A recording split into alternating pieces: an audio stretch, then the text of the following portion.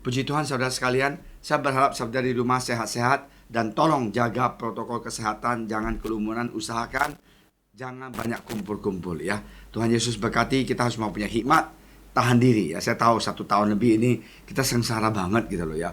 Nggak bisa ke gereja kumpul-kumpul, ngongkong-ngongkong, makan-makan. Tapi marilah kita ingat bahwa Tuhan Yesus baik. Semuanya ini ada hikmatnya, ada rencana Tuhan yang indah di dalam kehidupan kita. Mari kita sama-sama berdoa sebelum kita dengar firman Tuhan yang kita akan nikmati pagi hari ini. Silakan sampai untuk berdoa. Terima kasih Tuhan, pada pagi hari ini kami bersyukur kepadamu Tuhan, karena Engkau sungguh baik dalam kehidupan kami ya Tuhan, sehingga pagi ini ya Tuhan kami boleh lagi bangun dengan tubuh yang sehat. Terima kasih Bapa, tiba saatnya kami akan mendengarkan firman-Mu, kiranya Engkau urapi hamba-Mu, Pendeta Liamin, agar ya Tuhan firman yang dibawakan menjamah hidup kami dan kami tetap diberkati dalam kehidupan ini. Terima kasih Bapa, inilah hidup kami serahkan dalam tangan-Mu, Engkau berkati hamba-Mu ini ya Tuhan, dan berkati kami segenap jemaat-jemaat-Mu yang mendengarkan, kami sama-sama diberkati. Haleluya, amin. Puji Tuhan saudara sekalian. 20 tahun lebih jadi pendeta, banyak sekali cerita dan kesaksian dan apa yang saya lihat dan saya dengar. Ada satu keluarga mau datang kepada Tuhan dan sudah ambil komitmen sampaikan ke full timer, dia mau datang, dia mau terima Yesus. Tiba-tiba anaknya sakit. Sudah itu tiba-tiba suaminya jatuh dari motor. Jadi di dalam seminggu yang dia bilang, Pak Pendeta, kita keluarga mau jadi anak Tuhan. Tapi masalah itu bertubi-tubi datang. Dan satu lagi anak perempuannya, sekolah, ya juga ada masalah. Nah, akhirnya, singkat cerita, bahwa ibu ini mengatakan, aku tidak mau lagi lah ikut Tuhan Yesus. Baru saja mau ikut Tuhan, masalahnya banyak. Nah, inilah yang saya mau sampaikan hari ini, bahwa tidak ada seorang pun manusia yang hidup di dunia ini yang bebas masalah ataupun luput dari penderitaan. Tak terkecuali orang percaya, tak terkecuali orang yang mau bertobat ataupun kita sudah jadi anak Tuhan. Ada satu lagu bahwa langit itu bukan tiap hari biru, cantik, indah. Tidak. Sekaya apapun, sepintar apapun Anda atau saya, bahwa langit kita, hidup kita itu pasti ada masalah. Nah hari ini, marilah kita sama-sama diskusi dan analisa bagaimana dan apa yang harus kita lakukan. Kita sama-sama baca firman Tuhan di Ratapan 3 ayat 55. Silakan John. Ratapan 3 ayat 55. Ya Tuhan, aku memanggil namamu dari dasar lubang yang dalam. Nah, inilah ayat mengatakan bahwa ya Tuhan, aku memanggil namamu dari dasar lubang yang dalam. Di dalam penderitaan kita, di Mazmur 34:20 juga mengatakan bahwa kemalangan, bahwa masalah apapun akan datang, biarpun kita orang Kristen ataupun bukan orang Kristen. Alkitab mengatakan bahwa matahari itu dinikmati semua orang, istilahnya. Yang dosa kek, yang nggak dosa kek, yang Kristen kek, atau yang bukan. Rata semuanya. Nah begitu juga kita lihat di Mazmur 34 ayat 20. Sudah dikatakan, silakan. Mazmur 34 ayat 20. Kemalangan orang benar banyak, tetapi Tuhan melepaskan dia dari semuanya itu. Nah, kemalangan juga datang untuk orang Kristen, orang benar. Tapi sekarang kuncinya itu, apakah kita manusia ini mau memanggil nama Tuhan? Apakah kita manusia mau datang kepada Dia?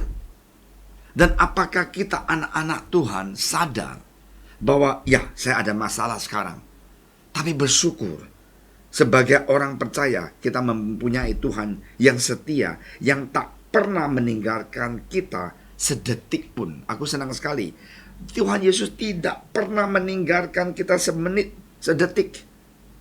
Dan dengan caranya yang ajaib, Tuhan pasti menyediakan jalan keluar untuk setiap permasalahan yang kita alami. Jadi jangan kita bilang, Pastor, I have enough, saya tidak mau lagi, baru aja kenal Tuhan sebulan, ini sakit, ini semuanya nyanyi. Nah sekarang saya mau tanya, seandai katanya ibu itu tidak komit datang ke Tuhan, kemungkinan besar juga anaknya juga akan ada masalah, suaminya jatuh dalam motor, anaknya juga sakit. Kita tidak tahu siapa yang mempunyai hari esok dan siapa yang kontrol kehidupan kita. Saudara sekalian, marilah kita ingat, jangan kita cengeng atau iman itu hanya mau lihat hasil. Sadar tidak sadar, di dalam percobaan dan masalah, Tuhan membentuk karakter kita. Sadar tidak sadar, mau tidak mau, di dalam masalah, Tuhan menjadikan kita sebagai seorang yang lebih dewasa. Sadar tidak sadar, menghadapi masalah ketidakcocokan dengan saudara seiman, Tuhan mau mengkoreksi kita menjadi manusia yang jangan sok. Jangan kita egonya tinggi, mau menang sendiri. Nah, inilah yang saya mau sampaikan. Hari ini marilah kita buka mata kita. Kita ingat, di dalam masalah aku mau berseru kepada nama Tuhan. Yeremia utusan Tuhan pun tak luput dari masalah dan penderitaan, sekalipun ia orang yang setia mengerjakan panggilan Tuhan. Ia bukan di perjanjian lama, ketika menyampaikan nubuat dari Tuhan, ia bukan hanya ditolak, tapi dibenci dan malah dianiayai. Nah, apa yang Yeremia sampaikan? Bertobat. Ini Tuhan gini-gini. Mereka mengambil Yeremia dan memasukkannya ke dalam peligi milik Pangeran Malkia yang ada di pelataran penjagaan itu. Mereka menurunkan Yeremia dengan tali. Di peligi itu tidak ada air, hanya lumpur. Lalu terperosoklah Yeremia ke dalam lumpur itu. Di Yeremia 38:6. Yeremia orang baik, orang yang saleh, orang yang setia. Tapi masalahnya ada. Dia dimasukin ke peligi, mau dia mati. Adalah manusia sekalipun bila Yeremia merasa takut, lalu berseru kepada Tuhan minta pertolongan. Di dalam kesusahan, di dalam lubang perigi itu, dia berseru kepada Tuhan. Dia katakan apa? Ya Tuhan, aku memanggil namamu dari dasar lubang yang dalam. Engkau mendengar suaraku, janganlah kau tutupin telingamu terhadap kesaku dan teriak tolonganku.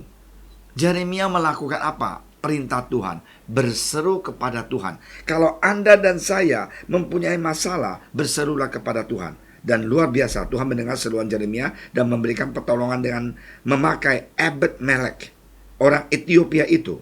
Dia adalah seorang sida-sida yang tinggal di istana. Maaf ya, orang sida-sida itu nggak bisa melahirkan.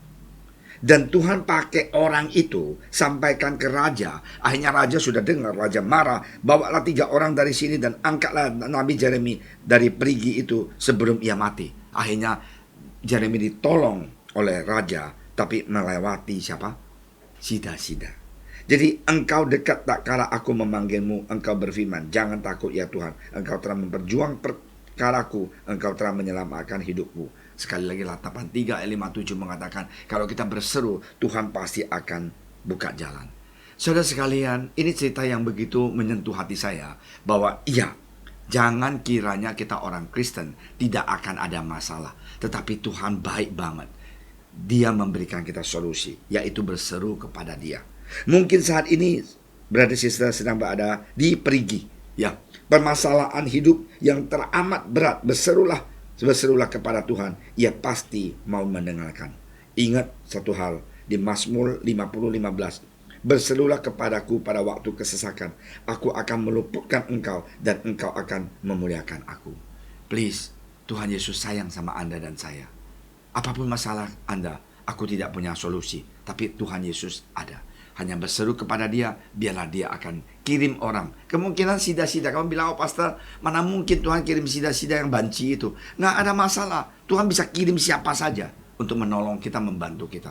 Yang penting kita berseru kepada Dia, dan Roh Kudus akan bekerja, membuka jalan, dan memberkati, melindungi keluarga kita, dan masa depan kita, usaha kita, dan anak-anak kita. Mari kita berdoa.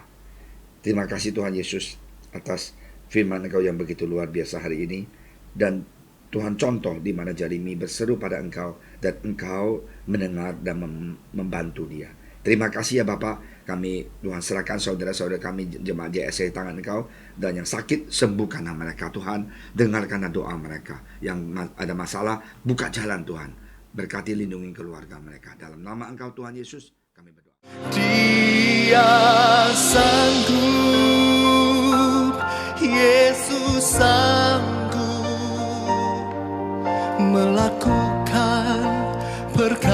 yang besar, Dia sanggup, Yesus sanggup memulihkan yang terluka, menyembuhkan yang menderita. Dia sanggup memulihkan